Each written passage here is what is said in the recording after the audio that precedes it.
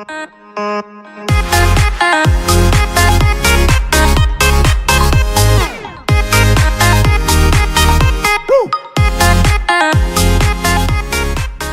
200평 한 동을 딱 본다고 했을 때 보통 뭐 완효성 비료 뭐 한 포, 그 다음에 기능성 뭐 기비제 한 5포, 그리고 미량 요소 한 포, 이렇게 되거든요. 하나씩 말씀을 드리겠습니다. 자, 미량 요소, 식물을 키울 때 어느 비료 성분 하나가 부족하더라도 식물은 밸런스가 깨진다. 예, 그거 맞습니다. 미량 요소는 정말 그 말 그대로 미량으로 식물한테 필요로 하는 요소입니다. 그 정도 미량 요소는 토양 내에 다 가지고 있습니다. 그래서 굳이 뭐 저는 기비제 처방에 대해서는 별로 권장은 안 드려요. 그래서 오히려 중간에 쓰는 관주용 비료라든지 중간에 쓰는 뭐 영양제라든지 이런 데에 보면은 대부분 보면 미량 요소가 다 들어가 있습니다. 전 그걸로 충분히 가능하다고 생각을 하고, 이건 과거 경험인데, 이파리 하나를 농약방에 딱 떼가서 이렇게 보여줬는데 여기처럼 잎색이 좀 나갔었습니다. 거기서 얘기했던 게 몰리브덴 결핍을 말씀하시더라고요. 근데 과연 토양 내에 몰리브덴이 부족해서 발생이 됐을까? 저는 그건 아니라고 봐요. 뿌리가 약했기 때문에 미량 요소를 식물이 원하는 만큼 못 발휘 올렸기 때문에 결핍이 나왔던 문제였습니다. 그래서 이 뿌리 관리가 그래서 중요한 거고, 저는 기비 처방할 때 미량 요소는 별 권장 드리지 않습니다. 그래서 이 뿌리 관리 잘 해주시면 뭐 미량 크게 문제가 없고, 완효성 비료 같은 경우는 뭐 토질에 따라서 정말 필요한 경우도 있고 뭐 안 필요한 경우도 있기 때문에 따로 말씀을 안 드릴게요. 아무래도 사질토 같은 경우가 양분 유실률이 많다 보니까 그쪽에 미량 요소를 공급을 해주면은 천천히 용출이 돼가지고 필요로 하겠죠. 이건 토질에 따라서 선택을 하시는 게 첫 번째 숙제인 것 같고요. 그 다음에 이제 그 기능성 기비제 5포, 이거는 저는 좀 권장을 드리는 편입니다. 그래서 적정량 이하의 양분을 공급을 해가지고요, 식물이 필요로 할 때 관종비를 주고, 뭐 유기물이 부족하다? 그럼 소맨드를 주고 해가지고 내가 원하는 데 식물을 끌고 나가야 되지, 뭐 너무 많은 기비를 주게 되면은 제가 식물한테 끌려갑니다. 뭐 예를 들어서 토양 내에 질소기가 엄청 많아요. 근데 나는 이걸 잡기 위해서 뭐 후기용 비료도 줄 것이고 뭐 연면 시비도 하시겠죠. 근데 생각보다 잘 안 잡힙니다. 토양 내에 그만큼 비료량이 가득하면은.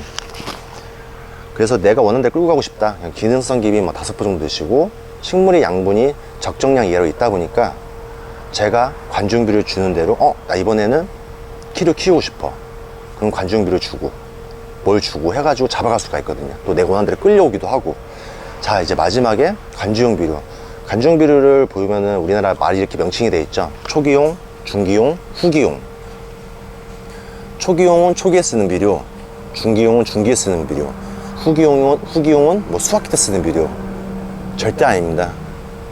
이게 그 비료 성분 30, 10, 10 초기, 20, 20, 20 중기, 10, 10, 40 후기. 그러니까 비료 성분비에 따라서 이렇게 붙인 것 뿐이지 정말 실전하고는 틀립니다. 농사를 처음 지실 때는 미리 기비 때 바짝만을 미리 해놓으셨기 때문에 충분한 비료량이 있어요. 그래서 처음에 시작하실 때는 항상 20, 20, 20 중기용 비료로 항상 시작을 하십시오.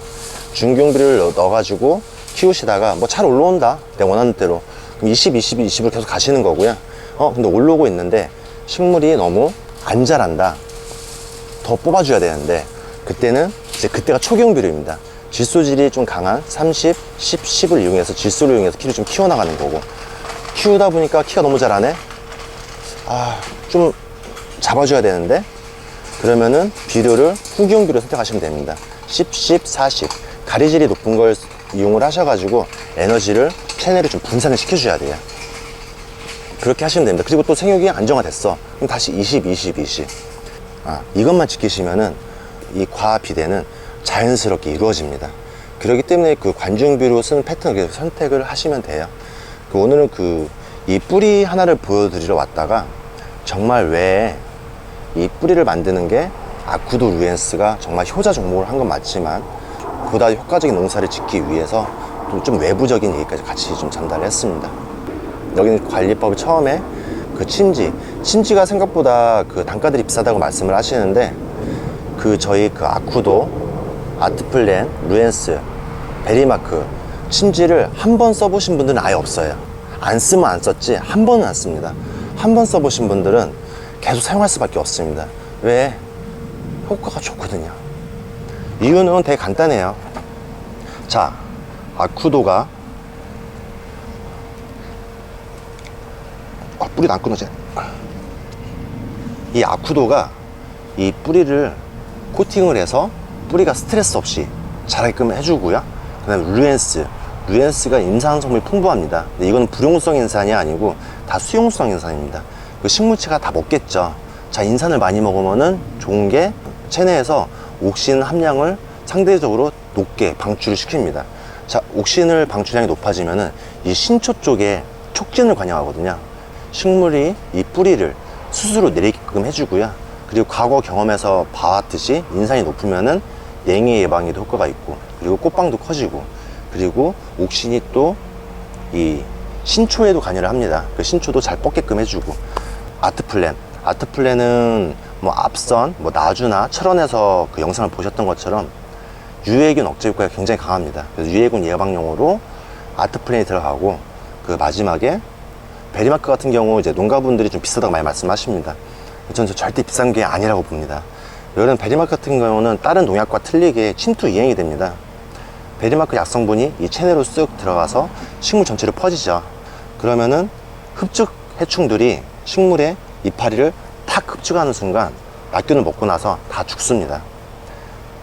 그래서 보통 약기후는 뭐 맥심 제보다 한 달까지는 말씀을 드리는데, 한 달은 좀 못 가는 것 같고요. 뭐 한 달로 봤을 때 한 달까지 해충에 대한 걱정이 없으세요. 초기 이렇게 하시게 되면은 이 네 가지 조합이 이 작물을 스트레스 없이 자라게끔 해줍니다. 그러다 보니까 처음에 생육이 굉장히 좋아지겠죠. 그리고 거기다가 이 여름재배에 문제되는 선충 같은 경우에는 네마시 S 입제가 있습니다. 그래서 그 앞받침, 뭐 마샬, 스포로곤 처리하실 때 같이 섞어가지고 처리하시면은 올여름 아마 선충 걱정 없이 좀 가실 거예요. 뭐 작기 중에 좀 생길 수 있는데, 그건 저희 또 그 네마시 S가 있습니다. 뭐 가장 문제가 PLS 때문에 농약으로 된 선충약 쓰기가 굉장히 어렵습니다. 그럴 때는 그 저희 네마시 S X항이 또 있으니 그걸 쓰시면은 과거 경험에서 많이 나왔는데 작물이 이겨서 계속 자라게 되어 있습니다. 그 정상적인 수확까지 이루어지게. 그래서 올여름 그 선충이 많이 문제가 되실 텐데, 뭐 그것도 감안하셔가지고 바짝만 올해 꼭 잘하시기 바랍니다. 뭐 딴 거 안 치는 건 아니죠. 뭐 연면식 딴 것도 하시고 뭐 하시고 더 좋게 하기도 노력도 많이 하시는데, 일단 오늘 제가 말씀드린 기본 이 패턴만 잡으시면은 아마 기본 농사, 한결 더 수월한 농사가 되실 겁니다. 이렇게 뿌리만 보러 왔다가 뿌리가 좋아진 게 아쿠도 루엔스 때문이 정말 맞거든요. 근데 또 외부적인 얘기까지 좀 말씀드리고 싶더라고요. 오늘 제가 말씀드린 거 한번 실천 한번 해보시면은 상상 이상의 농사에 엄청 많이 도움이 되실 거예요. 농비 그 처음에 가격 들어보면은 농비 많이 들어갈 거라고 걱정하시는 분들이 일부 계시는데, 한번 해보세요. 한 작게 한번 해보고 나서 한번 계산해 보세요. 뭐가 이득인지, 수확량을 높여서 이득인지, 과연 아껴서 이득인지 한번 생각을 해보시기 바랍니다.